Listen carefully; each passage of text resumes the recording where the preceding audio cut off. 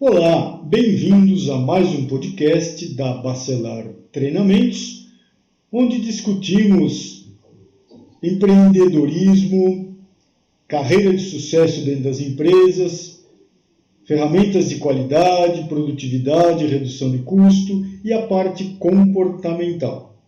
E hoje, atendendo ao pedido de uma seguidora do nosso canal, nós vamos falar um pouco de alguns detalhes dos FEMEAs, das análises de risco dos FEMEAs.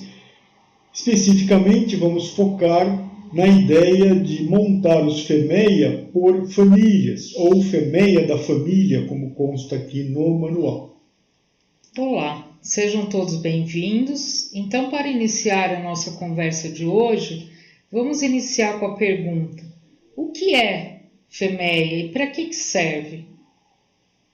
Então, FEMEA são trabalhos para análise de risco, ou o termo que a gente usa são trabalhos de análise de risco técnico, ou seja, para a gente avaliar as possibilidades e os riscos envolvidos nos defeitos principalmente, ou isso nasceu focado mais na indústria, ou foi desenvolvido mais na indústria, então defeitos de fabricação, defeitos de processo, mas que se estende também para prestação de serviço, enfim, a parte de falhas, ou seja, a gente fazer uma análise para entender qual é a nossa exposição a esses chamados riscos técnicos ou a possibilidade de ter uma falha, dentro lá da questão de pontuação do FEMEA, e é uma ferramenta da qualidade, ou para melhoria da qualidade, com um foco bastante preventivo, ou seja, a gente vai procurar entender o que pode acontecer com o nosso produto, o processo, com o nosso serviço, em termos aí de falhas, de não cumprimento das funções para que ele foi desenvolvido, e aí nós vamos fazer esta análise deste risco envolvido no sentido de nos ajudar a tomar ações antecipadas, então por isso a conotação preventiva. Então a gente vai tomar ações antecipadas, ou seja, antes de ocorrerem as falhas, a gente vai melhorar a situação, ou vai melhorar nosso produto, nosso processo, nosso serviço, né? Certo. E quais são os tipos, de FEMEA que nós temos? Tipos de FEMEA é algo assim que tem muitos, podemos dizer, muitos títulos, de FEMEA. Então a gente tem FEMEAs de logística, FEMEAs de segurança, você mesmo trabalhou bastante com o desenvolvimento de FEMEAs de logística, mas assim, se a gente for voltar aqui vamos chamar na teoria, basicamente existem dois tipos de FEMEA, tem um terceiro tipo, mas ele está vinculado a um desses. Então, basicamente, o que a gente tem? A gente tem os FEMEAs de projeto, ou FEMEA de design, o D-FEMEA, e também temos os P-FEMEA, P de processos, FEMEA de processo.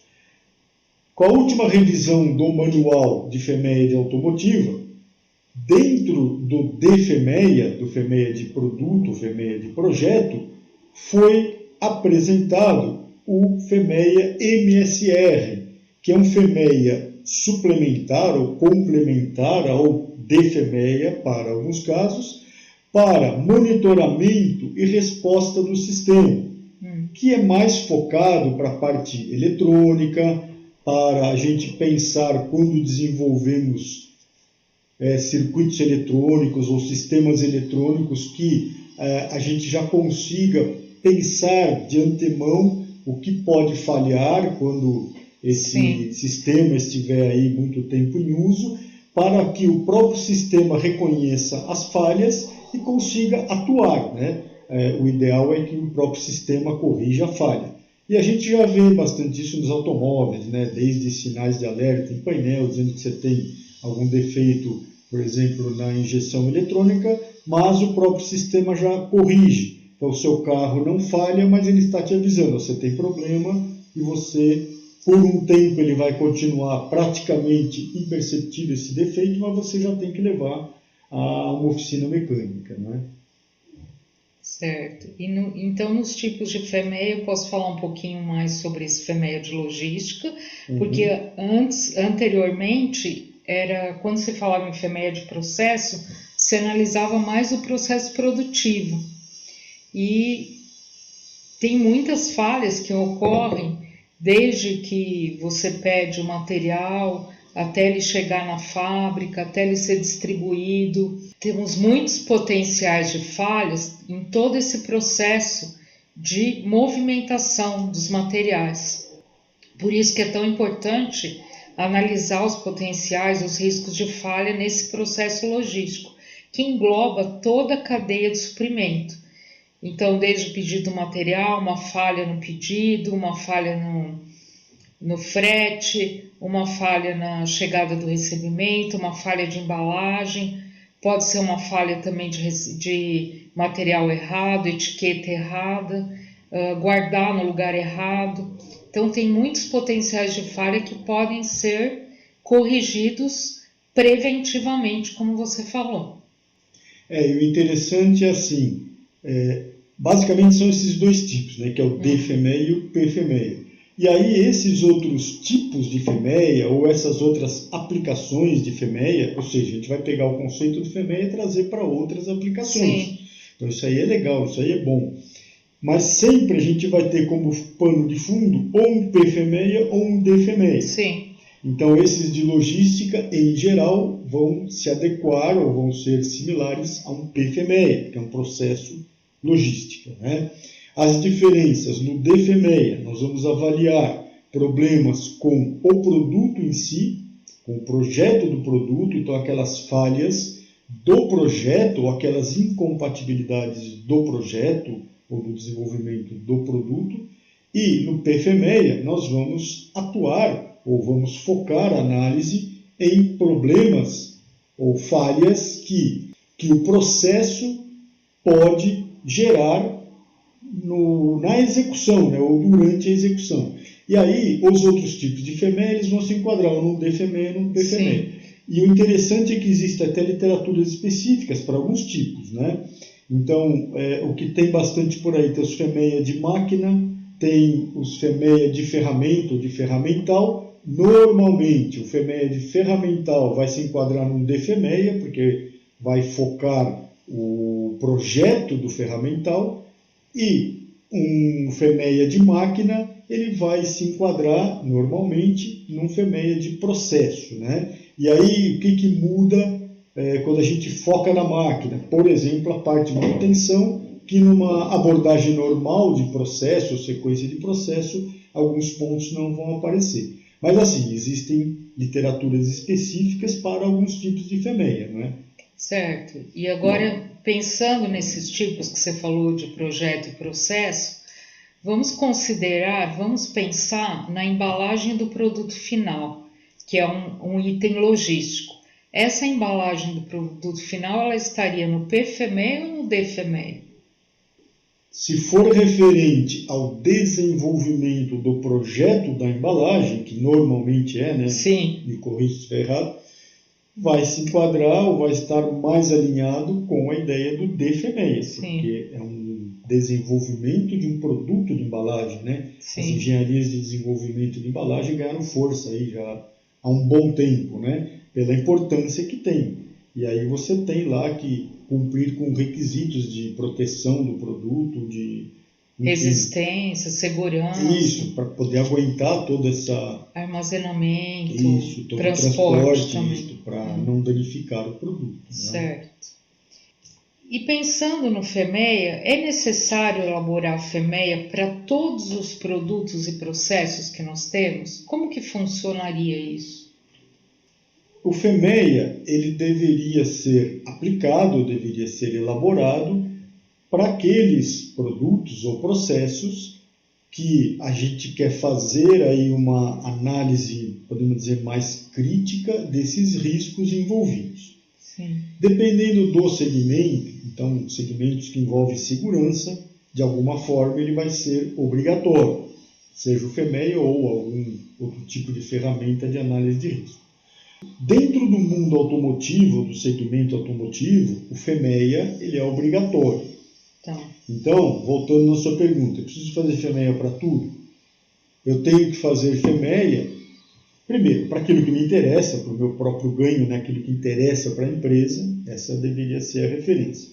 Mas, alguns segmentos, como automotivo, exige obrigatoriamente, como análise de risco, a gente se enquadrar ou fazer essas análises de FEMEA.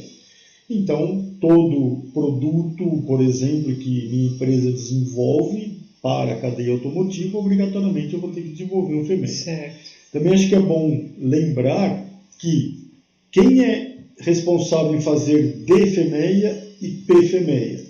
DFEMEA é quem desenvolve o produto e PFEMEA, quem desenvolve o processo. Sim. Por que eu estou falando isso? Porque às vezes são empresas diferentes, dentro da mesma empresa, áreas diferentes, mas às vezes são empresas diferentes. Tem muitas situações que a empresa já recebe um projeto desenvolvido e vai desenvolver o processo. Ela vai ter que fazer o PFEMEA. DFEMEA, quem deveria ter feito, é quem desenvolveu o projeto, né? E assim, também para aquelas empresas que desenvolvem só o projeto, vai fazer o DFEMEA. Empresas que desenvolvem projeto, né, produto e processo, vão ter que fazer o DFEMEA e o PFEMEA.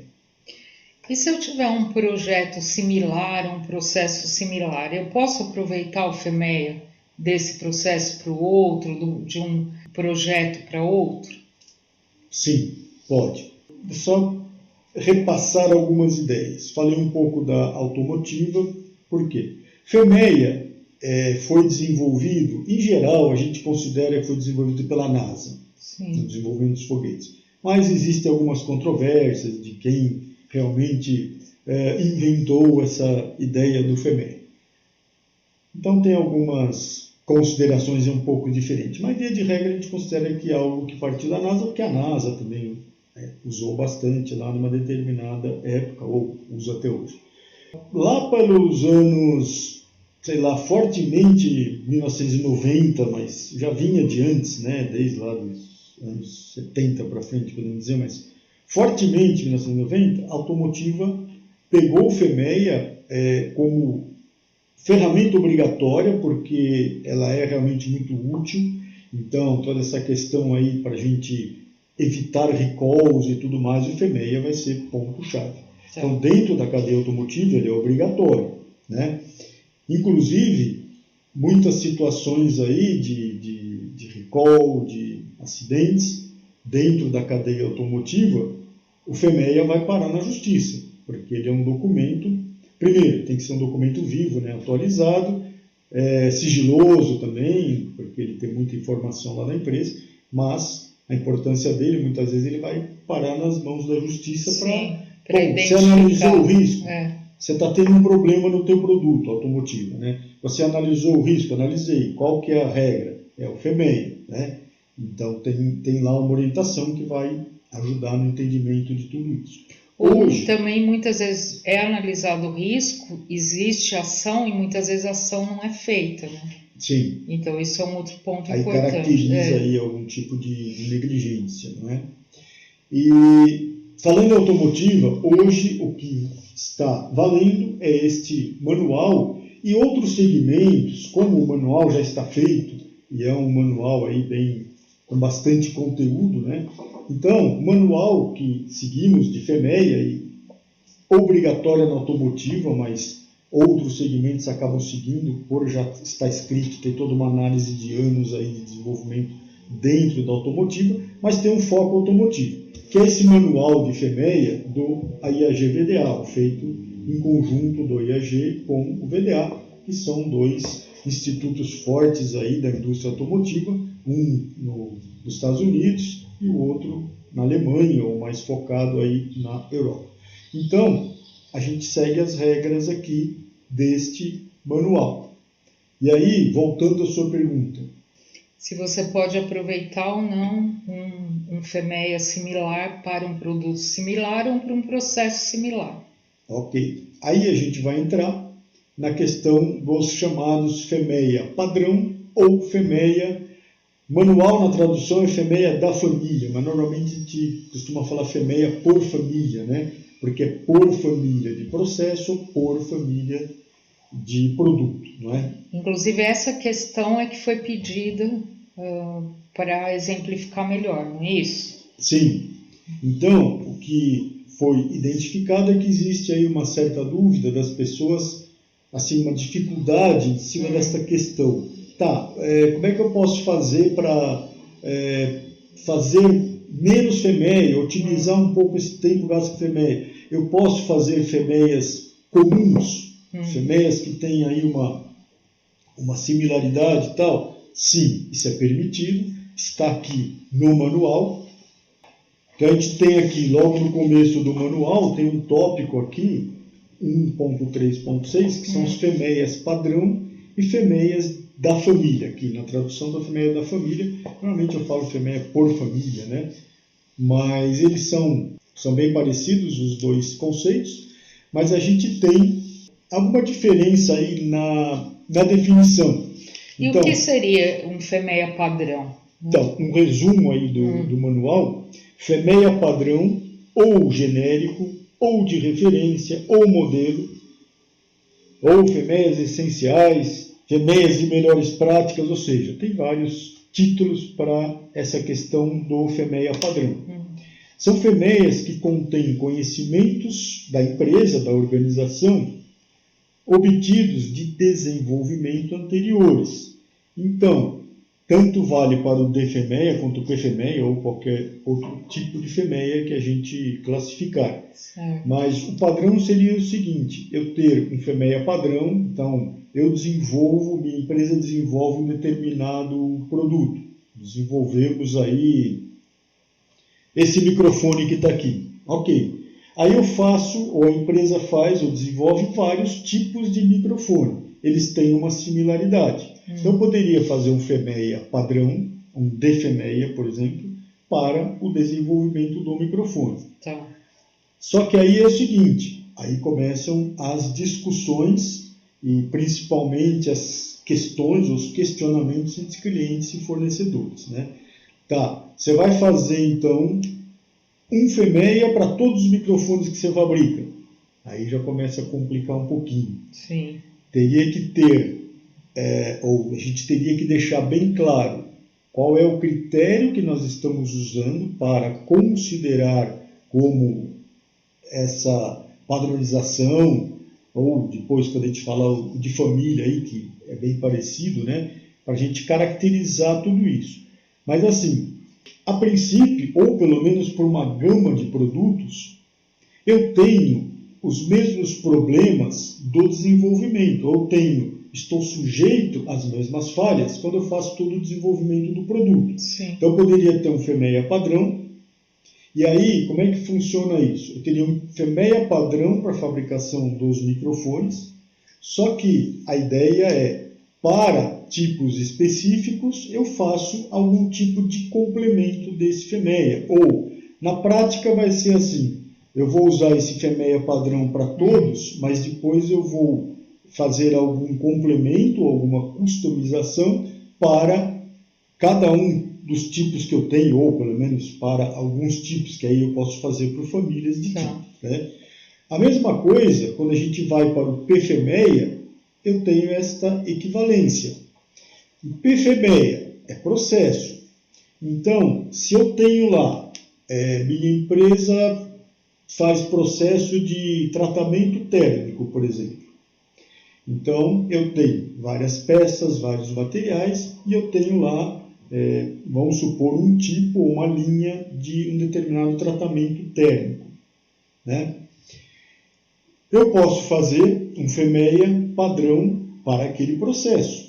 Porque, basicamente, as falhas que eu vou ter lá no meu processo, elas vão ser praticamente as mesmas, ou vão ser similares. Aí eu posso fazer um FEMEA padrão para o meu processo, e aí se eu tenho alguns processos, eu faço um FEMEA padrão para cada processo, mas a mesma situação que eu comentei no DFEMEA.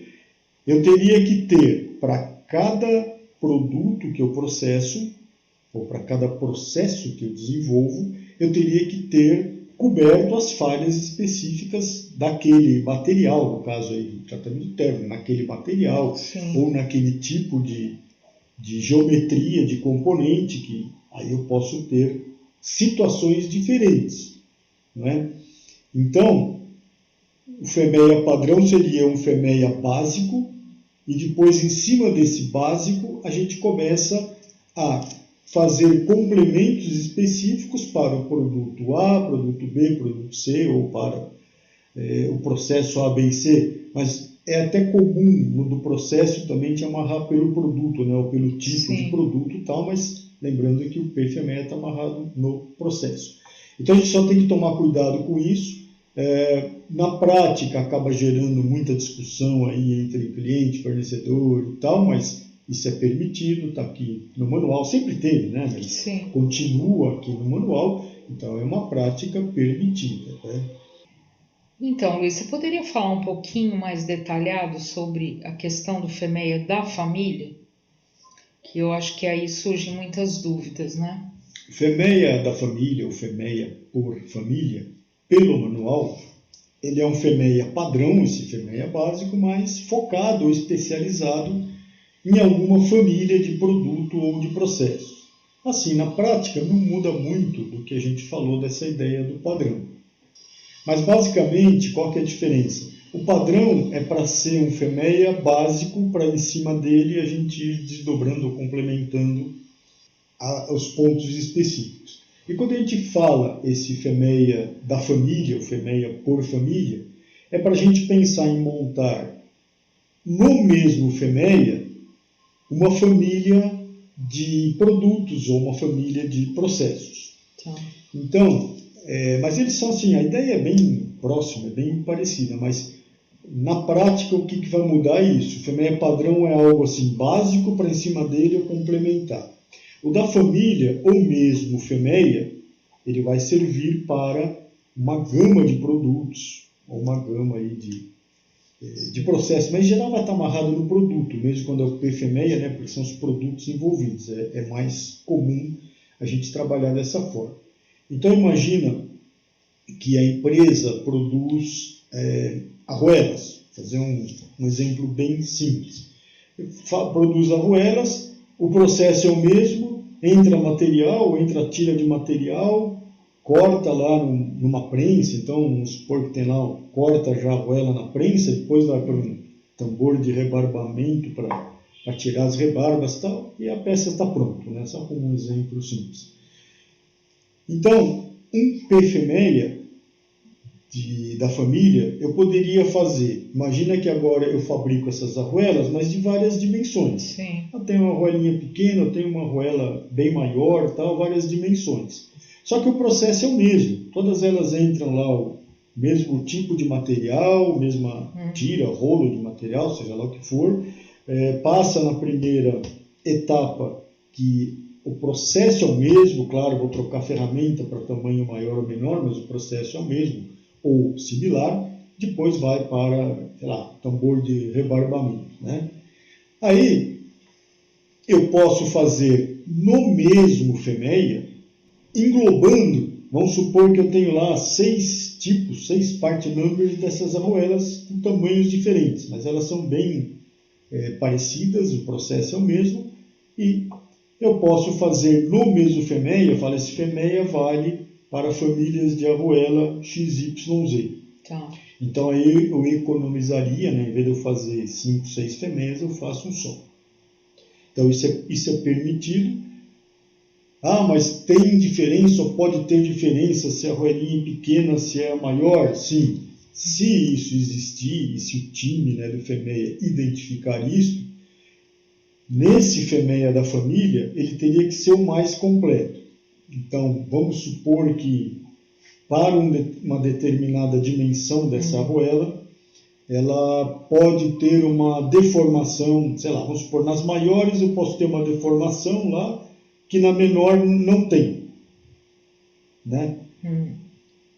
Então, a questão da deformação, sei lá, planicidade, alguma coisa lá que seja crítico, teria que estar contemplada nesse FEMEA da família toda. Sim. E aí, normalmente, a gente põe que aquela ou aquelas linhas de análise do FEMEA só são válidas para o modelo Y, ou só valem para as arruelas com dimensão ou diâmetro acima de um determinado valor. Então, Mas aí, para ser esse FEMEA da família, ou seja, é o mesmo FEMEA para vários componentes, várias peças, a gente tem que tomar esse cuidado, que ele precisa contemplar tudo. as particularidades de cada um. Mas assim, o mais completo. Então, Sim. nesse exemplo que eu falei, se o problema está na arruela maior, o FEMEA da arruela menor vai ser o mesmo, só que tem que estar bem claro lá no FEMEA, ó, esta análise, ou este modo de falha, ou esta linha, ou essas linhas, somente são válidas para diâmetros acima de determinado valor. Sim. Ou, o ideal é até que a gente põe, só são válidas para o modelo X, Y e Z. Os outros não, porque não tem aquele tipo de problema. Então, assim, é algo que nos ajuda a fazer menos FEMEAs, mas também acaba gerando uma série de discussões. Imagina que esse conjunto de arruelas eu tenho clientes diferentes. Sim. Né? E aí, muitas vezes, quando eu mostro para o meu cliente um FEMEA da família de arruelas, ele quer, ou tem uma tendência, né, que ele quer assim, mas cadê a minha? Cadê o meu part number? Ah, não, tá aqui, ó, coloquei a relação, todas essas tá aqui. Aí, sabe, gera um pouco de desconfiança, mas e o meu, né? Sim. Tipo assim, eu queria um FEMEA do meu produto. Só que ele queria, né, mas a regra é clara. Então podemos fazer esse e devemos família, até né? fazer esse por Até família. para economizar o trabalho, né? Com certeza. Agora, e também facilita, né, na discussão dos times, a ideia até do FEMEA padrão, né, de você ter uma base, e aí você ao longo do tempo vai incrementando esses FEMEAs. Lembra aquela história do FEMEA tem que ser um documento vivo. Cada vez que acontecer algo novo, eu vou ter que acrescentar no meu FEMEA. Então, ao longo do tempo, um FEMEA padrão, por exemplo, ele está mais completo. Então, para os novos times de desenvolvimento, já tem um monte de dica lá de problemas que podem acontecer. Né? E o FEMEA de família, o FEMEA da família também vai ter essa importância, né? Que eu faço menos FEMEAs, mas eu contemplo todos os modos de falha, todas as possibilidades. Então, assim, tem que fazer uma conversa aí entre clientes, fornecedores e tal, para que isso realmente seja aceito. Tem sido, né? Mas Sim. A gente ainda vê algumas discussões nesse sentido, mas está tudo, podemos dizer, legalizado perante o manual que se segue. E automotivo, com certeza, é o que está aqui. Então, é permitido fazer, nos ajuda bastante. Porque imagina esse exemplo que eu dei lá de 5, 6 part numbers, eu tenho um FEMEA só. Sim. Ou a história do FEMEA padrão. Eu tenho um FEMEA padrão no meu processo.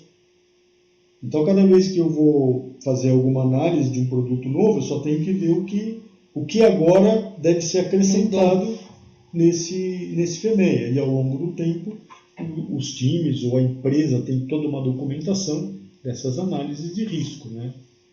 Você falou das discussões entre os clientes e fornecedores, né? O que nós podemos fazer para minimizar essa questão? Para ficar uma coisa mais clara, mais definida entre cliente e fornecedor? Tem que começar a trabalhar essa conscientização das pessoas, né? Sempre com base aí no manual, mas eu sempre recomendo o seguinte: o que ajuda bastante é a empresa deixar bem claro em algum procedimento por escrito, já que a gente está sujeito aí às normas ISO 9001, 14001, no caso do automotivo e ATF 16949, Sim. e já que temos que pôr procedimentos por escrito, tal, disponibilizar, eu sempre recomendo o seguinte, que ajuda bastante nessa discussão, é a empresa deixar claro em um procedimento quais são os critérios que ela usa para definir, no caso, quando trabalha com FEMEA padrão, Sim. como é que eles definem o FEMEA padrão e como isso é complementado ao longo do tempo ou quando entra algum produto que tem alguma particularidade diferente, como é que eles garantem que aquilo está entrando no FEMEA ou na análise do FEMEA. Então, deixar bem claro quais são os critérios. Então, como que eles fazem, quem são as pessoas que têm que definir ou analisar se eu preciso acrescentar alguma coisa a mais, algumas linhas a mais no meu FEMEA para completar essa análise, conforme vão entrando aí novos produtos ou vamos fazendo aí alguma alteração no processo, enfim. Tem que ter aí uma sistemática. E lembra, é algo curto, né? Sim. Não é para inventar. É para ter clareza, né? Isso. E principalmente no FEMEA da família, deixar bem claro o que caracteriza a família. Então, eu dei esse exemplo das arruelas. Então, estaria claro no procedimento que a similaridade geométrica é um dos critérios que nós vamos trabalhar, mas não é o único.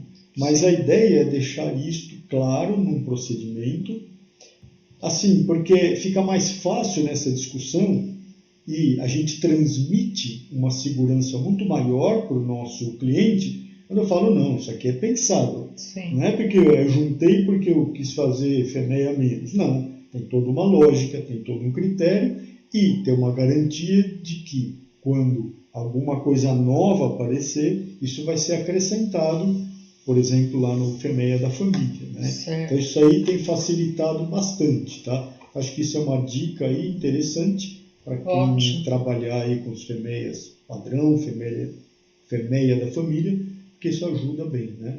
Tá.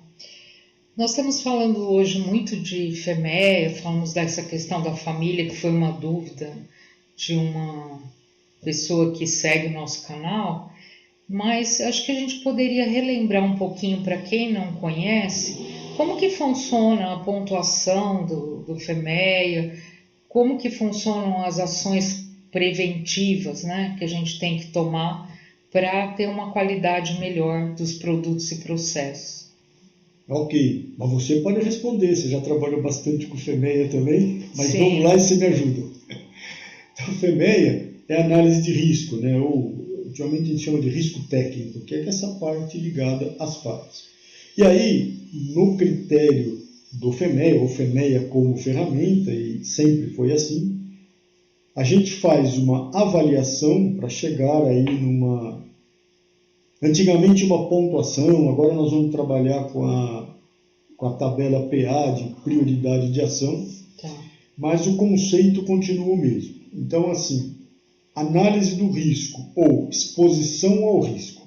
Então, nós vamos medir para cada falha, ou lá no linguajar do FEMEA, para cada modo de falha, nós vamos fazer o desdobramento da cadeia de falhas, então, o modo de falha, a causa da falha, para daí a gente poder enxergar toda essa cadeia de falha, para daí a gente atacar na causa e ir revertendo o efeito. Né?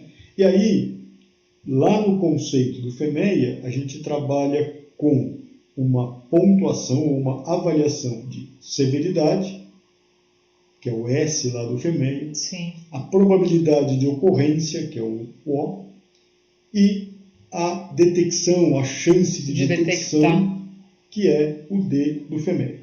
E aí, repassando um pouco a ideia, severidade está ligado à gravidade. Sim. E, consequentemente, está ligado ao efeito. Ou seja, se aquilo acontecer, lembra, preventivo. Sim. Não aconteceu ainda. Eu quero pensar ou testar antes. Mas se acontecer, qual é a gravidade? Se acontecer, qual é a gravidade? Qual é o efeito?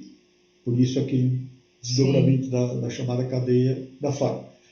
E pensando que a severidade mais alta é quando tem um risco de morte, né? Aí tem tabelas de pontuação que normalmente isso está alinhado ou linkado com segurança. Sim. Então, pontuação alta, essa pontuação, números inteiros, de 1 até 10. 10 é o pior, então Sim. no caso de segurança que pode ferir pessoas, matar pessoas e tal, vai ser lá um nível 10, depois ele vai descendo. Nível 1 seria algo sem gravidade nenhuma, né? Sim. Ou o efeito, se aquilo acontecer, é uma coisa muito insignificante. Aí, claro, tem os critérios, tem as tabelas, no manual tem aqui as tabelas, a gente vai seguindo as tabelas Sim. para orientação. Nessa revisão do manual, inclusive, é deixado aí em aberto, até para a gente mudar um pouco as considerações, até a pontuação, mas aí tem que deixar claro que mudou e tal. Sim. Mas enfim, aí severidade. Depois, a gente vai avaliar a probabilidade de ocorrência, que é a pontuação do O, né? Sim.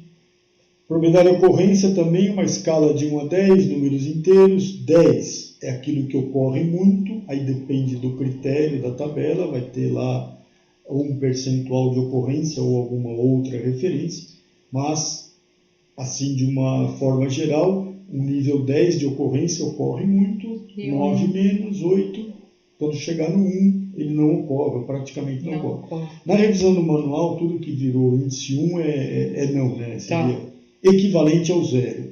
Como antigamente a gente multiplicava esses índices, então não tem zero, começa no 1, né?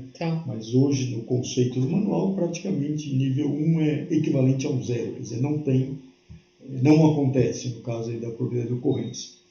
E a detecção é a chance de detectar, no caso das indústrias, a visão é a chance de detectar internamente, poder barrar ou segurar este produto com defeito para não entregar para o cliente. Final. No caso de serviço, seria algo equivalente, né? Então, é a chance de detectar. Mesma coisa, uma graduação de 1 a 10, números inteiros. 10, eu não tenho a chance de detectar, ou seja, se acontecer algum problema, foi com o cliente. 9, eu já detecto alguma coisa, mais fraco. 8, 7. O 2, lá eu praticamente sempre detecto, então eu evito de entregar problemas para o meu cliente, né? E assim tem lá as referências da tabela. E aí, até antes desta revisão do FEMEA, da automotiva, do IFG VDA, e ainda tem empresas que trabalham assim, a gente multiplica, né, esses valores, severidade, vezes o valor da ocorrência, vezes o valor da detecção, né? E aí, se a gente fizer lá a combinação dos números, tem o que a gente fala que é o número de prioridade de risco, RPN, NPR e tal, que é um número que vai de 1 até 1000, né? Sim. 1 seria tudo, severidade 1, ocorrência 1, detecção 1, multiplica 1 vezes 1 vezes 1, vai dar 1. E a maior pontuação é 10 vezes 10 vezes 10, que dá 1000. Então, NPR é o número de 1 a 1000, uma escala numérica, onde, com base nessa escala, a gente consegue entender esta exposição maior ou menor ao risco. E lembrando que não é só, que às vezes confunde um pouco, não é só a probabilidade de ocorrência, né? Não é só a chance de ocorrer. É o quanto é grave, né, a severidade, o quanto ocorre e se eu consigo pegar. Se eu tenho algum mecanismo que me ajuda a não mandar isso para frente, a não chegar isso no cliente final, para ele não ter o problema envolvido, né? Então o FEMEA trabalha assim. O que se mudou aí com essa revisão do manual do IFG-VDA é que agora, ao invés da gente fazer a conta e chegar no número, porque tinha uma discussão, mas como eu falei, ainda tem empresas que trabalham dessa forma, as empresas fora da automotiva, porque o que a gente tem que fazer? Se eu falei que o número vai de 1 a 1000, eu teria que definir meu ponto de corte, quer dizer, aonde nós vamos atuar, quanto eu vou aceitar como risco e a partir de que valor eu vou falar, não, isso é muito risco, e aí entram as ações preventivas ou corretivas, mas o ideal é que o FEMEA seja feito durante o desenvolvimento, então vai entrar como ação preventiva, ou seja, eu melhoro o meu produto ou eu melhoro o meu processo para não cair naquela situação que a gente identificou como mais crítica, né? E aí tinha também uma discussão aí dentro da automotiva, de qual era esse ponto de corte. Por muito tempo a gente trabalhou com ponto de corte 125, que era equivalente à metade da escala 5 vezes 5 vezes 5. Sim. Só que se eu trabalhar dessa forma, eu estou considerando que a gravidade, a severidade, a ocorrência e a detecção tem o mesmo peso. E não tem, né? Na verdade é bem nessa ordem. Sim. Primeiro, o mais crítico é a severidade, ou a gravidade, depois probabilidade de ocorrência e depois, né, por ordem, Sim. a gente teria essa chance de detectar. Então aí entendeu-se que não poderia tratar isto com o mesmo peso. E aí foi criada a tabela, a chamada tabela PA, prioridade de ação, que é a tabela que vai priorizar a ação. Mas basicamente o que essa tabela faz? Ela tem aqui as colunas de severidade, ocorrência e detecção, com as notas, e aí, com a composição das notas, essa tabela PA, ela vai dizer se o risco é alto, médio ou baixo.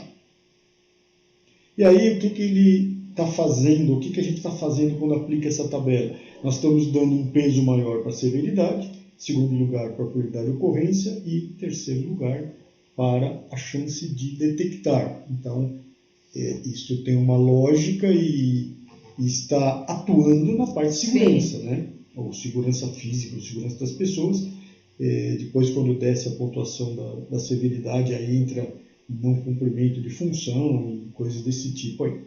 Então, a gente tem todo esse sistema para trabalhar e hoje, com essa tabela PA, tudo que der esta combinação de notas de severidade, ocorrência e detecção, der uma probabilidade de ação alta, nível alto, obrigatoriamente eu tenho que fazer alguma coisa para derrubar. Sim, uma ação preventiva. Para baixo, ou de preferência para baixo, mas se não para nível médio, né? Aquilo que é nível médio, aí também eu deveria jogar para baixo, pensar uma ação para virar nível baixo, mas se não, também as tabelas, o próprio manual, fala que eu até posso conviver com isso, mas tenho que negociar com o meu cliente, enfim, Sim. tem que estar claro para todos que estamos correndo um risco um pouco maior do que deveria. Então, assim, uma excelente ferramenta com esta conotação preventiva, obrigatória na automotiva, como eu comentei, às vezes até vai parar na justiça essa Sim. análise do FEMEA para saber se houve alguma negligência ou se tudo foi pensado e analisado corretamente. E outros segmentos vão seguindo. Adotando também. Porque o manual já está pronto, então outros segmentos usam este manual, as práticas do FEMEA, podemos dizer que são universais, né? Mas aqui no manual ele está bem explicado e bem descrito. Para outros segmentos, fora da automotiva, a recomendação também é que as tabelas sejam refeitas. Sim, sim. Porque aqui tem essas tabelas para a gente dar pontuação, tem muito texto voltado a veículo, automóvel, Sim. a falha dos automóveis e outros segmentos a gente tem que fazer adaptações, né? Mas a gente consegue aproveitar o mesmo conceito. Ótimo, então. Então, nós estamos fechando o tema de hoje, né? Que foi pedido por uma pessoa que segue o nosso canal. Agradecemos aí a colaboração. E a gente pede que, se vocês tiverem mais sugestões, mais temas para colocar aqui no nossa discussão, no nosso podcast, então vocês passem aqui para a gente. A gente agradece, né, a participação, os comentários e também a gente gostaria de que vocês sugerissem, né, como eu falei, outras questões. Então, muito obrigada e aguardamos um novo tema aí. Tchau, tchau, pessoal, e até a próxima. Obrigado.